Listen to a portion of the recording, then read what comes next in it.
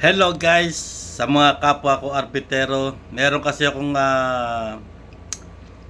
napanood, medyo nililito tayo about sa senaryo nung bagong nilalabas na OBRE 2024 October about sa article na 40.1 excuse me. Sinasabi doon, a player who has committed 5 fouls shall be informed of it by a referee and must leave the game immediately. Then, sabihin, kasama siya na sa pag commit ka ng 5 fouls, magiging excluded player ka na, di ba? Sinasabi doon na i-inform lang ng referee na must leave the game sa laro, hindi sa bench. Must leave the game immediately. Sa game lang, sa laro lang.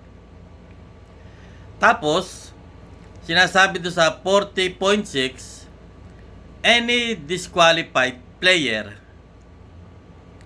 sabihin, disqualified player, substitute,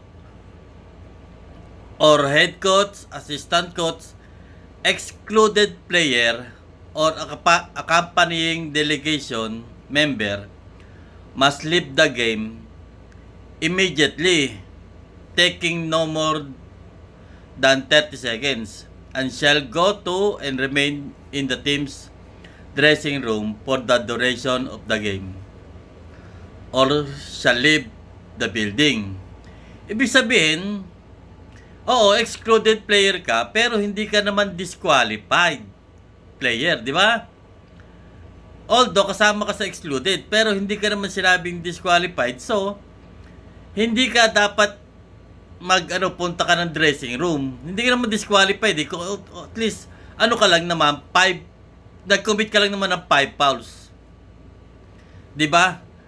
Yun lang nililino ko. Correct me if I'm wrong and corrected me. Sabihin, pwede nyo akong itama, pwede nyo yung kung ako'y nagkakamali man, iniintay ko rin ang paliwanag ng pinakamataas na basta ang sa akin, pagkakaintindi ko, yung mas live ka lang sa game, sa laro, sabihin, ilalabas ka lang ng referee para sa bench. Hindi ka naman kabilang sa disqualified player para i-leave mo yung bench mo, pumunta ka ng dressing room. Yun lang guys, follow up ko lang yan guys. Salamat po, correct me if I'm wrong guys. Thank you very much. Iniintay ko rin ang payo ng ating mga pinakamataas na magpapaliwanag. Salamat po.